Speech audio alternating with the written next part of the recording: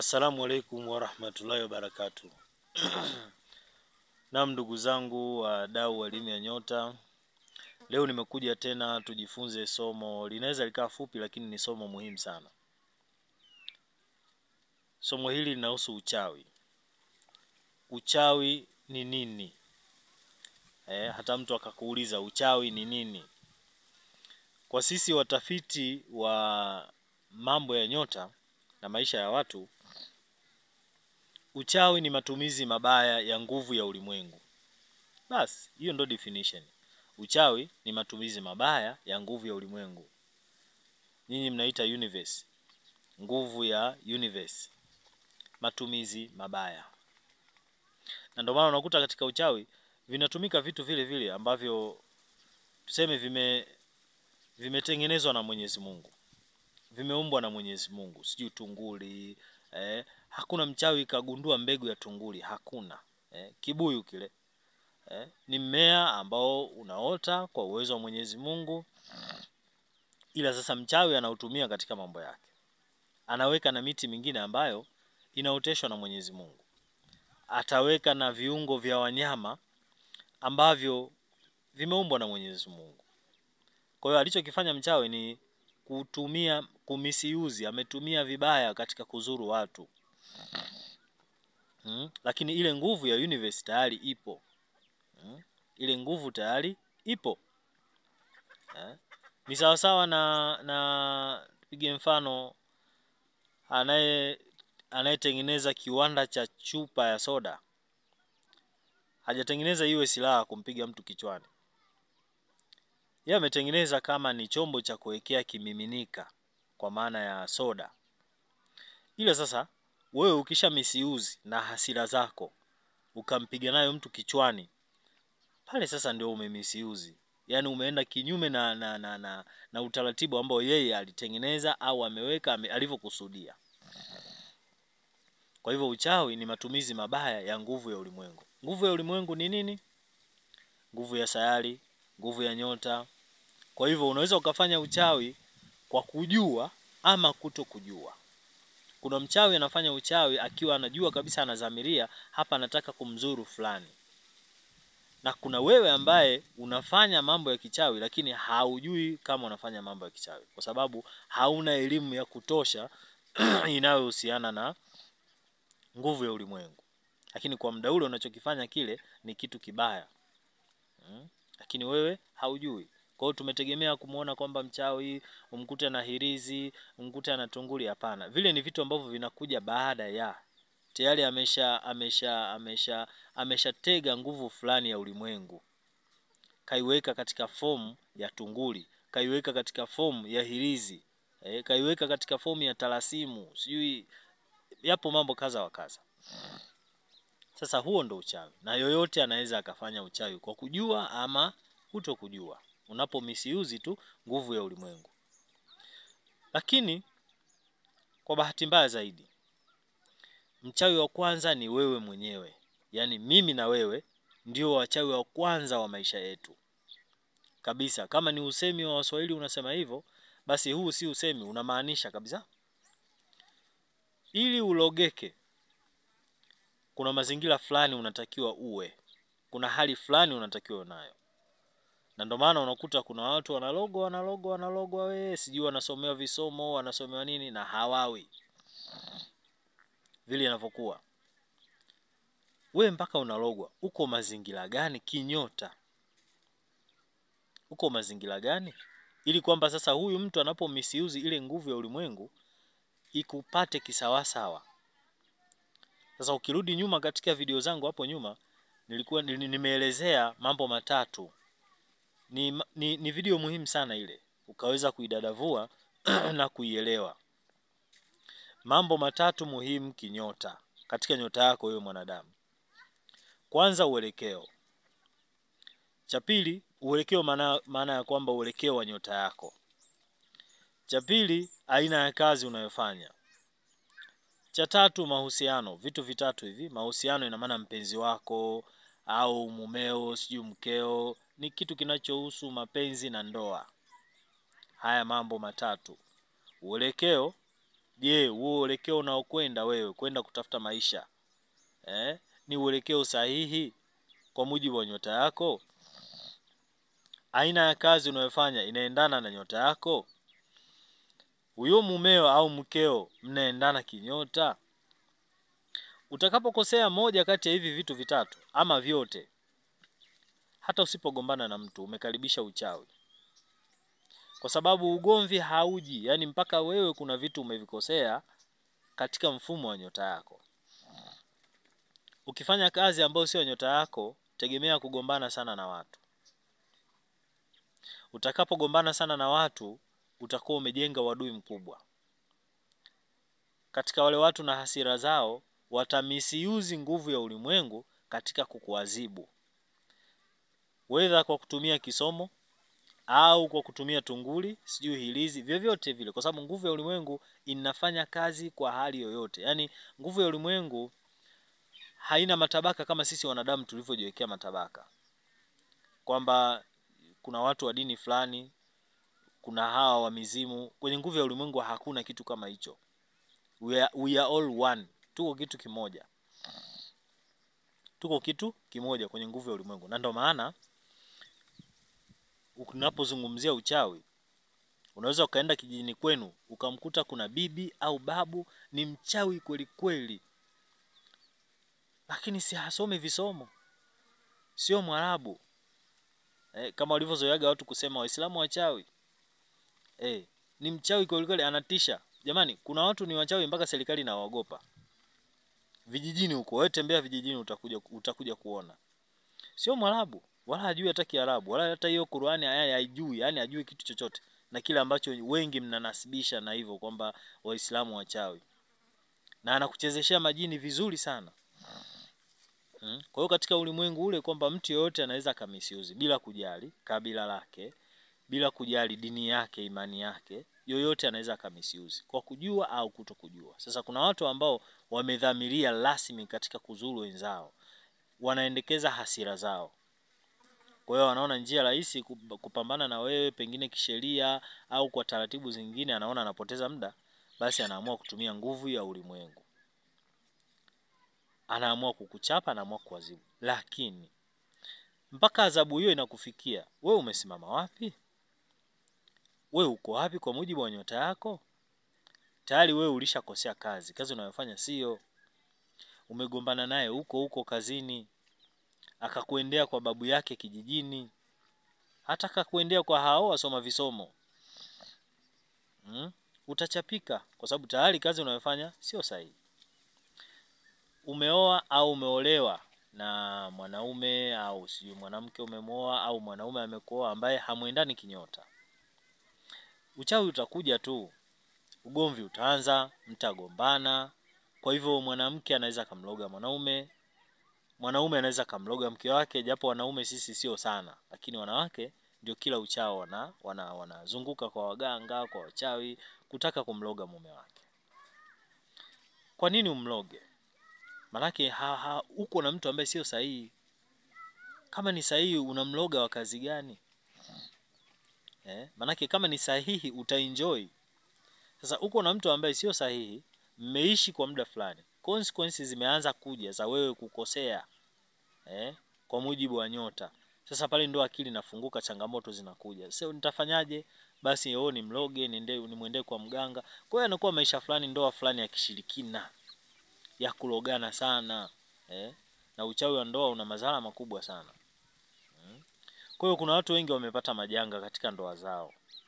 Wengi sana wamepata majanga katika mapenzi kabisa, wengi sana. Kwa hivyo na mchawi anachoangalia sasa, anaangalia wewe weakness ya nyota yako iko wapi, anapotaka kuloga au kukupiga.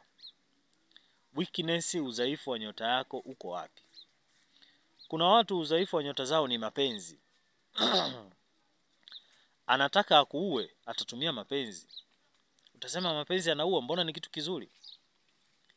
Tizama historia, kuna watu wamejinyonga, wamekunywa sumu, sijui wamejipiga risasi kwa sababu ya mapenzi. Kuna watu wameua na wakaenda kunyongwa jela kwa sababu ya mapenzi. Kuna watu mpaka leo hii wapo kifungo cha maisha jela kwa sababu ya mapenzi. Kwa hiyo mtu akitaka kupoteza au kukuloga, cha kwanza anaangalia weakness ya nyota yako iko wapi. Kwa mfano, watu wa nyota ya mizani na nyota ya ng'ombe, hizi nyota mbili, nyota ya mizani jina linaanza na G au S, nyota ya ng'ombe jina linaanza na B au N au Z. Watu hawa wanatoka katika nyota ya Zuhura. Nyota ya Zuhura inahusiana na mapenzi, uzuri wa mambo, mambo ya raha na starehe. Ni nyota nzuri kwa kweli.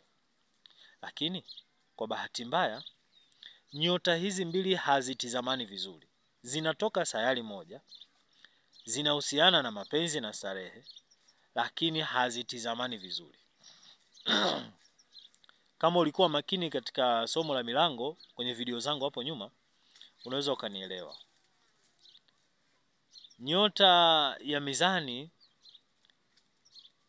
kwa nyota ya ng'ombe, nyota ya mizani inaiona nyota ya ng'ombe ni 8 yake, ni nyota ya 8 katika mtiririko wa nyota. Ukitoka nyota ya mizani kuitafuta nyota ya ng'ombe, nyota ya ng'ombe inakuwa ni nyota ya 8. Sasa nyota ya 8 maana yake imeangukia katika mlango wa 8.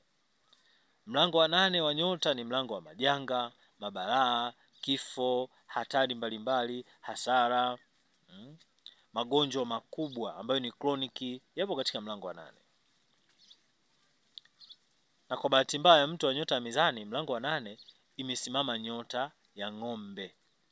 Wanatoka sayari moja lakini wamesimamiana tofauti. Kwa hivyo sasa huyu mtu wa mizani anapaswa awe makini na mapenzi. Asipokuwa makini katika maisha yake, atakuja kupata tukio moja baya sana la kimapenzi. Tukio ambalo litamsababisha yeye afanye mambo mabaya au yeye afanywe mambo mabaya. Tukio ambalo linaweza likampeleka katika hasara kubwa. Vivyo hivyo, mtu wa nyota ya ng'ombe awe makini na mapenzi. Kwa sababu mizani imeingia katika mlango wake wa 6, nyota ya mizani imeingia mlango wa 6 wa nyota ya ng'ombe. Kwa hivyo huyu mtu wa ng'ombe B, N na Z awe makini na mapenzi, hasa swala la ndoa.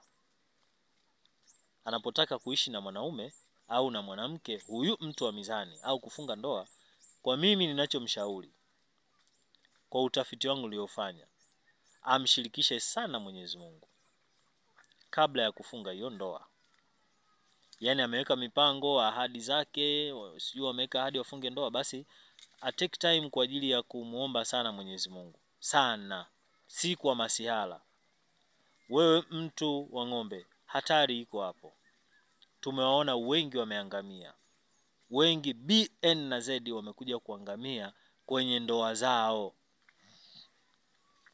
Nyota inayotawala ndoa kimsingi katika nyota 12 kwa huyu mtu wa ng'ombe imeingia mlango wa 6. Mlango wa 6 unahusiana na nini? Magomvi, kelele, magonjwa, matatizo mbalimbali. Kwa hivyo wewe mtu wa B, N na Z, mpaka uchawi uko pale. Wewe mtu wa B, N na Z una weakness moja wapo. Zipo weakness nyingi lakini weakness moja wapo inahusiana na swala la ndoa. Mtu akikuloga kuhusiana na ndoa utalogeka kweli kweli. Sasa ni vile anavyotaka yeye. Aloge ukose ndoa, yani usiolewe, wewe uage ni mtu ambaye huna bahati ya kuolewa. Kama ni mtu tu anakuchezea hawakuoi. Aloge upate tukio fulani kubwa katika ndoa, katika swala linalohusiana na ndoa. Akuloge upate ugonjwa mkubwa au maradhi makubwa yanao ambao umeyapata baada ya kuolewa. Na hapa naomba unisikilize kitu kimoja. Nyota haizungumzii uchawi peke yake. Unaweza ukapata maradhi makubwa ya kibiolojia. Ile unaolewa tu unashangaa unakutana nayo maradhi. Ni ya kibiolojia lakini ni yakawa ni mtihani na ni makubwa. Tena makubwa kweli kweli. tumeona watu wamepata changamoto, wamepata shida. Hawa B, N na Z na washauri sana na wenyewe wawe makini na swala linalohusiana na mapenzi.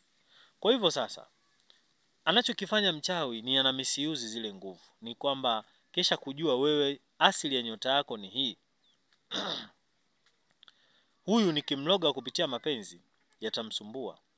Pengine atakufa, pengine ataenda jela, pengine atapata ugonjwa ambao utamtesa katika maisha yake.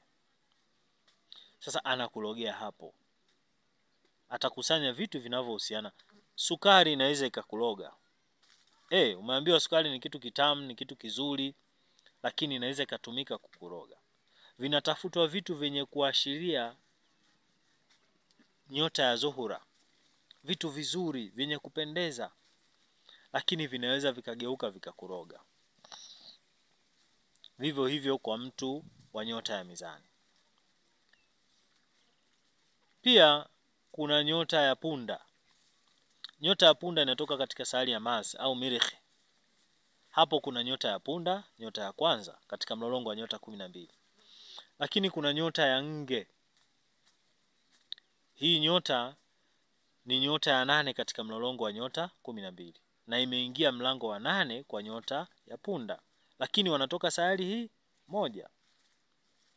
Kwa hivyo unapaswa pia uwe makini wewe mtu wa nyota ya Punda. Kuna hatari katika tendo la ndoa, yani tendo la kujamiana, kifupi niseme hivyo. Kuna hatari katika tupu zako wewe mtu wa nyota ya Punda. Inabidi tuambiane mambo magumu ya nyota. Haya mengine ilipaswa uyapate ukiwa ofisini, lakini ni kuelimisha kwa faida tu. Wewe mtu wa nyota ya Punda ukajikuta umepata maradhi fulani yanayohusiana na tupu zako ama sehemu za siri, usikawie kwenda kwa daktari. Na si mara zote yote yanakuwa ya kishirikina. Nyota haigusi ushirikina. Nimeshakwambia nyota ni nguvu ya ulimwengu. Sasa hakuna anayeishi out nje ya nguvu ya ulimwengu. Wote tupo tunaishi ndani ya nguvu ya ulimwengu. Sisi na dini zetu na biolojia zetu na fizikia zetu tupo ndani ya nguvu ya ulimwengu. Kwa hiyo unaweza ukapata maradhi ya kibiolojia lakini yakakutesa. Maradhi makubwa ya kibiolojia. Nikisema hivi wewe kama ni mtu mzima unaelewa. Maradhi ya kibiolojia ambayo yenye kutesa yanayohusiana na sehemu za siri, basi unaelewa. Sio lazima iwe ukimwi au HIV. Kuna watu wana UTI sugu haziishi. Yaani mpaka inafika hatua mtu anaona kwamba mimi nimelogwa. Hapana, sio mara zote umelogwa.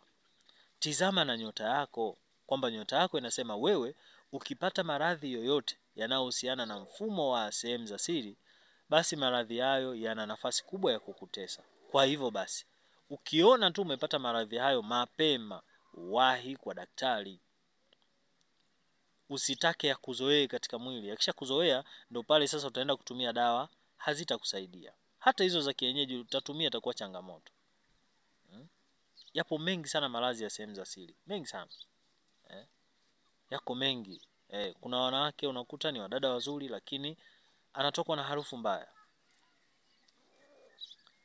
Kuna vitu vina athari ya karibu zaidi kinyota kwako kuliko mtu mwingine.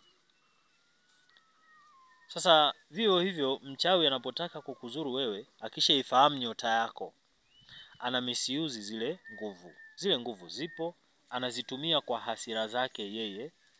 Anajua kabisa huyu ni mtu wa nyota ya Punda.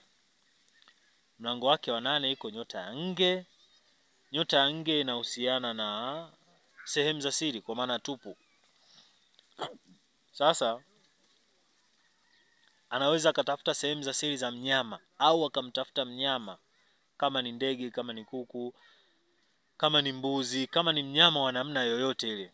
Anamtafuta na kisha mtafuta mnyama huyo, basi anatumia zile sehemu za siri za yule mnyama, anafanya mambo yake kwa kukunuia wewe.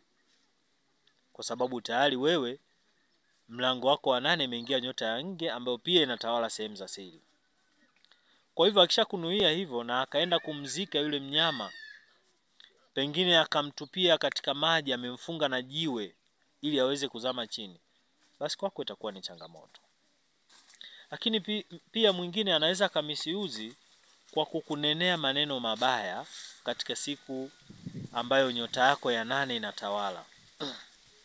Nyota ya 8 kwa mtu wa nyota ya punda, nyota ya nge, inatawala siku ya Jumanne mchana.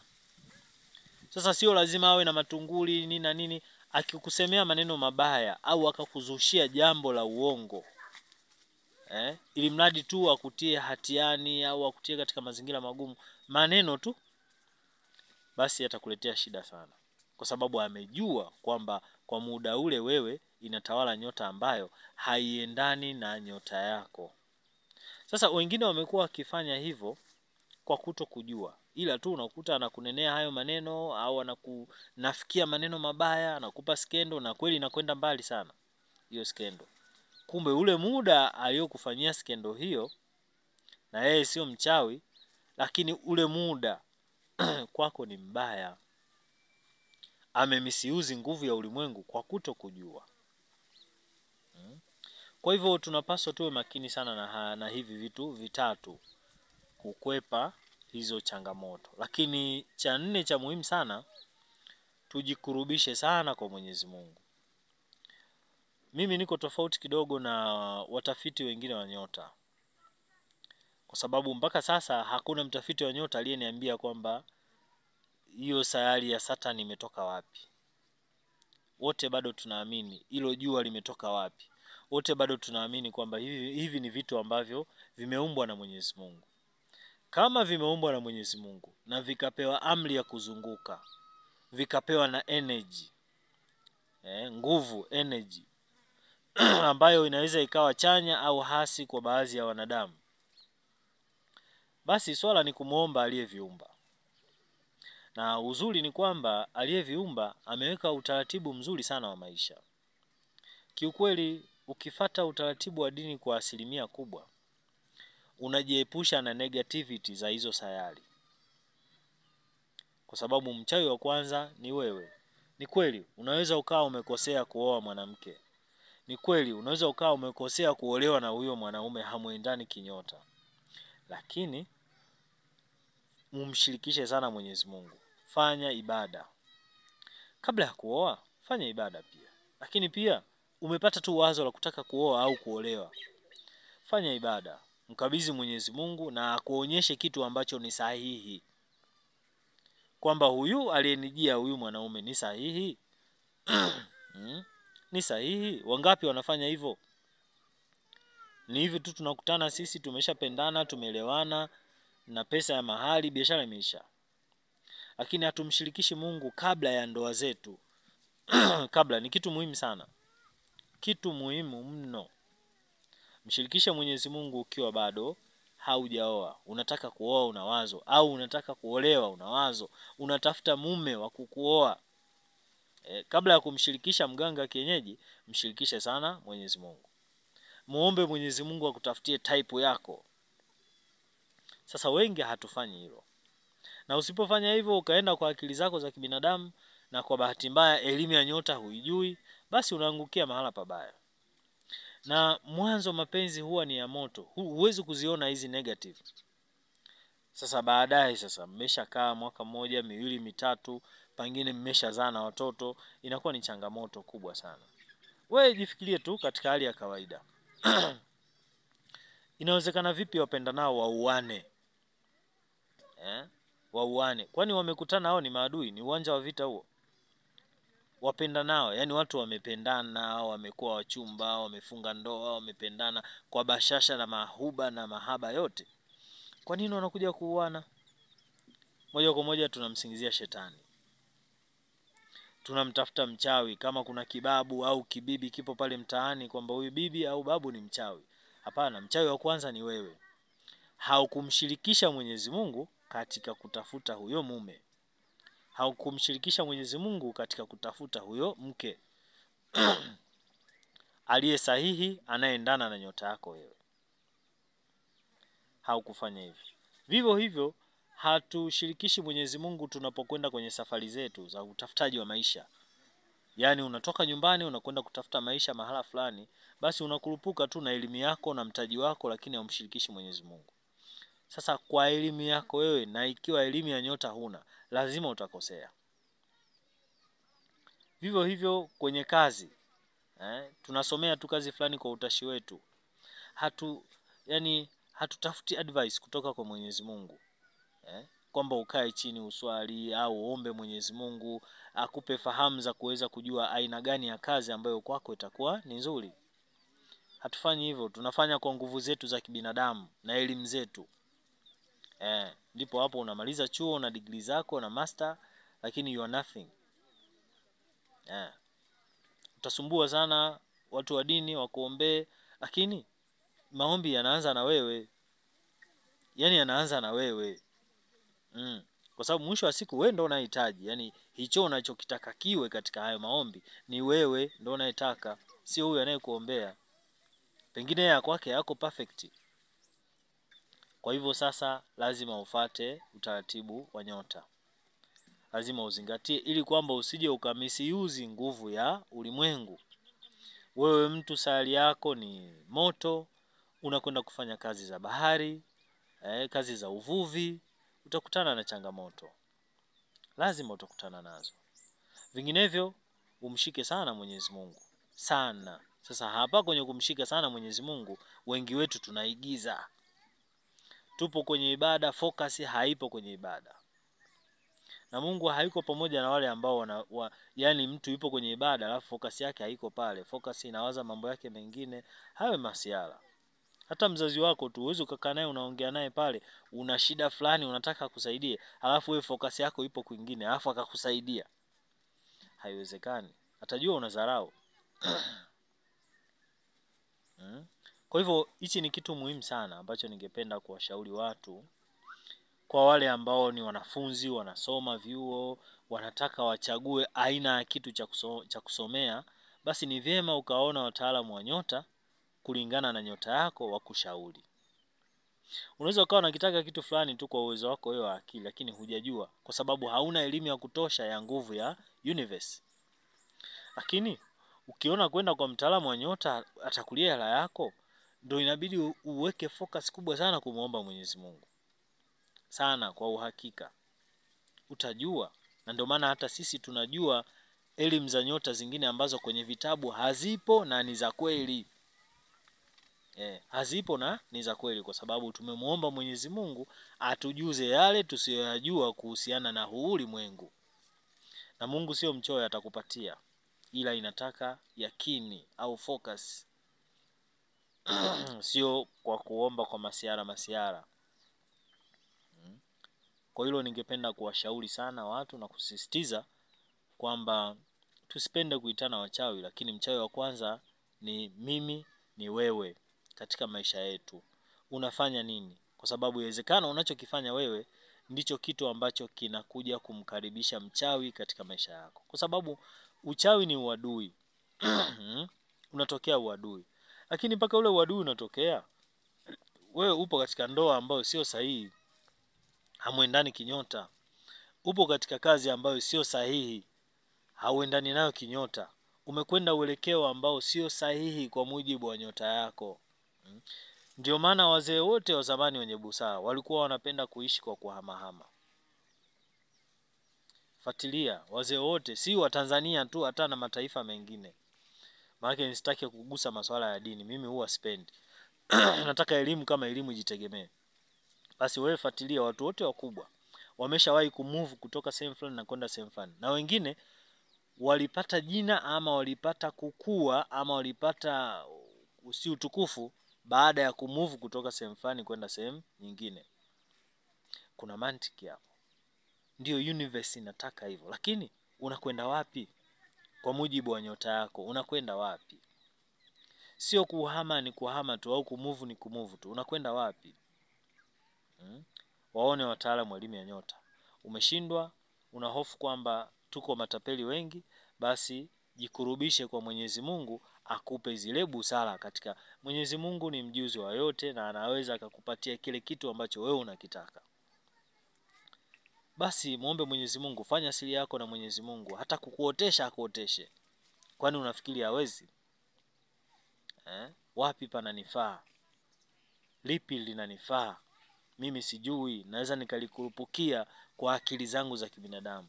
inahitaji focus na yakini. Usifanye kwa mazoea, usifanye kama maigizo. Hutaambulia chochote, hutajua. Na usifanye kama unajaribu lakini umeshindwa. Waone wataalamu wa nyota walio sahihi, wakupe mwongozo. Wewe kama ni mwanafunzi, au wewe kama unataka kuoa, wewe kama unataka kuolewa, basi waone wale wajuzi waweze kukujuza kwa mujibu wa nyota yako wewe. Ni kitu kidogo na ni cha kawaida, lakini tumeshuhudia watu wengi wameingia katika majanga makubwa. Katika majanga makubwa. Swala la mapenzi, swala la kazi. Kuna watu wamefanya kazi ambazo baadaye amepata ubovu mkubwa sana. Akarudi nyumbani amekuwa mlemavu, wengine wanaendelea na kazi. Kuna watu wamekwenda uelekeo fulani, imekuwa ni matatizo kila siku, matatizo kila siku, na bado ibada wanafanya, na wengi wanafanya ibada za maigizo. Mimi huwa naziita za maigizo. Hawana yakini na ile focus. Kwa bado utatandikwa tu na nguvu ya universe, kwa sababu wewe umemisuse, umekwenda upande ambao sio sahihi. Umeolewa au umeoana na mtu ambaye sio haendani na nyota yako. Unafanya kazi ambayo sio sahihi kwa nyota yako, umemisuse. Nyota yako inasema wewe ufanye biashara, wewe unaenda kuajiriwa. Tena ajira unayoenda kufanya haiendani kabisa na nyota yako. Lazima utakutana na changamoto, lazima utakutana nazo.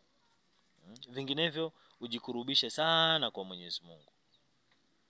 Basi ndugu zanguni, hiyo ndio elimu fupi ambayo nitaka niwapeni muitambue, kwamba hatokei mchawi ni mpaka wewe umetengeneza mazingira fulani.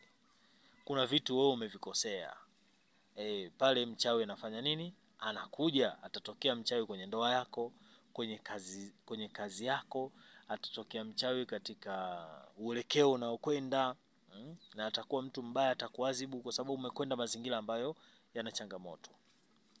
Basi ndugu zanguni, asanteni sana. Endeleeni kulike, kushare, kusubscribe ili tupeane moyo wa kuweza kuleta video nyingine kuelimishana mambo muhimu sana. Asalamu alaykum wa rahmatullahi wa barakatuh.